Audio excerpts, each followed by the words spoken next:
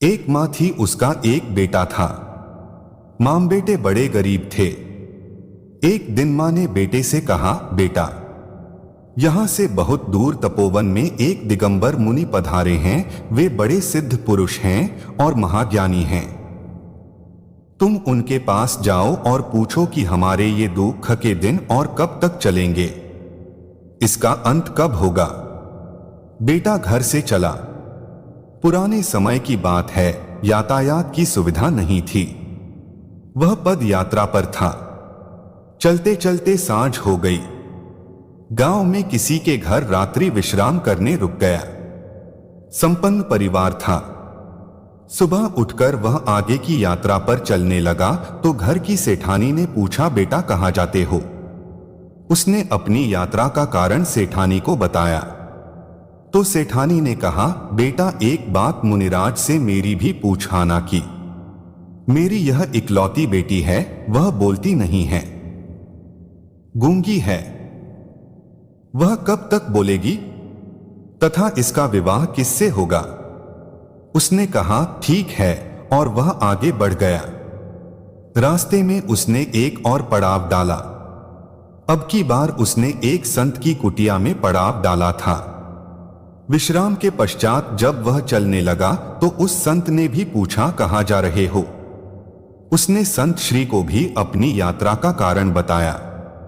संत ने कहा, बेटा, मेरी भी एक समस्या है, उसे भी पूछ लेना। मेरी समस्या यह है कि मुझे साधना करते हुए 50 साल हो गए, मगर मुझे अभी तक संतत्व का स्वाद नहीं आया। मुझे कब संतत्व का स्वाद आएगा, मेरा कल्याण कब होगा, बस इतना सा पूछ लेना। युवक ने कहा, ठीक है, और संत को प्रणाम करके आगे चल पड़ा। युवक ने एक पड़ाव और डाला। अब की बार का पड़ाव एक किसान के खेत पर था। रात में चर्चा के दौरान किसान ने उससे कहा, मेरे खेत के बीच में एक विशाल वृक्ष है। मैं बहुत परिश्रम और मेहनत करता हूं, लेकिन उस बड़े वृक्ष के आसपास दूसरे वृक्ष पनपते नहीं हैं। पता नहीं क्या कारण है। किसान ने युवक से कहा, मेरी भी इस समस्या का समाधान कर लेना। युवक ने स्वीकृति में सिर हिला दिया और सुबह आगे बढ़ गया। अगले दिन वह मुनिराज के चरणों में पहुंच गया। मुनिराज के दर्शन किए। दर्शन कर उसने अपने जीवन को धन्य माना। मुनिराज से प्रार्थना की कि प्रभु, मेरी कुछ समस्याएं हैं जिनका मैं समाधान चाहता हूं। आप आज्ञा दें तो श्री चरणों में निवेदन करूं। मुनि ने कहा, ठीक है, मगर एक बात का विशेष ख्याल रखना कि 3 प्रश्न से ज्यादा मत पूछना।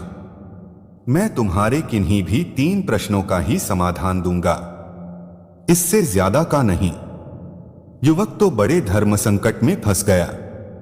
अब क्या करूं, प्रश्न तो 4 हैं, 3 कैसे पूछूं। 3 प्रश्न दूसरों के हैं और एक प्रश्न मेरा खुद का है। अब किसका प्रश्न छोड़ दूं? क्या लड़की का प्रश्न छोड़ दूं? नहीं, यह तो ठीक नहीं है, यह उसकी जिंदगी का सवाल है। तो क्या महात्मा के प्रश्न को छोड़ दूं? यह भी नहीं हो सकता। तो क्या किसान का प्रश्न छोड़ दूं? नहीं, यह भी ठीक नहीं है। बेचारा खून पसीना एक करता है, तब भी उसे कुछ भी नहीं मिलता है। अंत में काफी उहापोह के बाद उसने तय किया कि वह खुद का प्रश्न नहीं पूछेगा। उसने अपना प्रश्न छोड़ दिया और शेष 3 प्रश्नों का समाधान लिया और वापस अपने घर की ओर चल दिया। रास्ते में सबसे पहले किसान से मुलाकात हुई। किसान से युवक ने कहा, मुनिराज ने कहा है कि तुम्हारे खेत में जो विशाल वृक्ष है उसके नीचे चारों तरफ सोने के कलश दबे हुए हैं। इसी कारण से तुम्हारी मेहनत सफल नहीं होती है। किसान ने वहां खोदा तो सचमुच सोने के कलश निकले। किसान ने कहा, बेटा, यह धन संपदा तेरे कारण से निकली है, इसलिए इसका मालिक भी तू है। और किसान ने वह सारा धन उस युवक को दे दिया। युवक आगे बढ़ा। अब संत के आश्रम आया।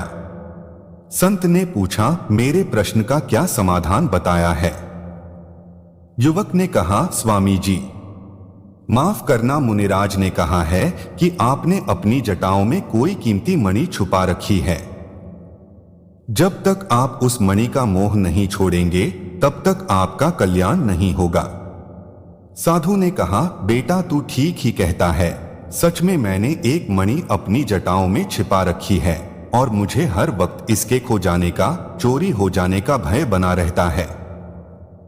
इसलिए मेरा ध्यान भजन सुमिरन में भी नहीं लगता। ले अब इसे तू ही ले जा। और साधु ने वह मणि उस युवक को दे दी। युवक दोनों चीजों को लेकर फिर आगे बढ़ा। अब वह सेठानी के घर पहुंचा। सेठानी दौड़ी दौड़ी आई और पूछा, बेटा बोल, क्या कहा है मुनिराज ने?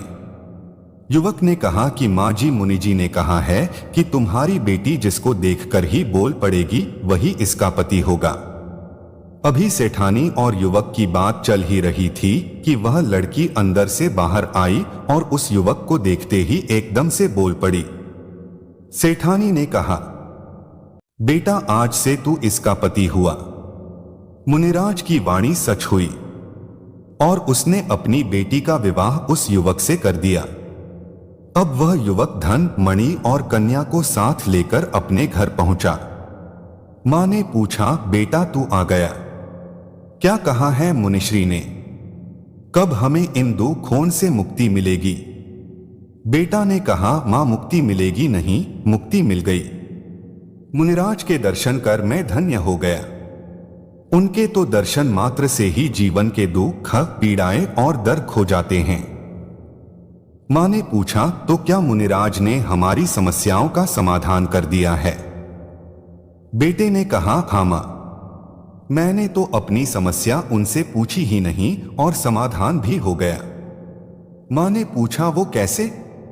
बेटे ने कहा, मां मैंने सबकी समस्या को अपनी समस्या समझा तो मेरी समस्या का समाधान स्वतः हो गया। जब दूसरों की समस्या अपनी खुद की समस्या बनने लगती है तो फिर अपनी समस्या कोई समस्या ही नहीं रहती। जो दूसरों के लिए सोचता है ईश्वर स्वयं उसके लिए करते हैं। दोस्तों, वीडियो कैसी लगी कमेंट में जरूर बताएं। साथ ही वीडियो को लाइक शेयर जरूर करें। अगर चैनल पर नए हो तो चैनल को सब्सक्राइब जरूर करें।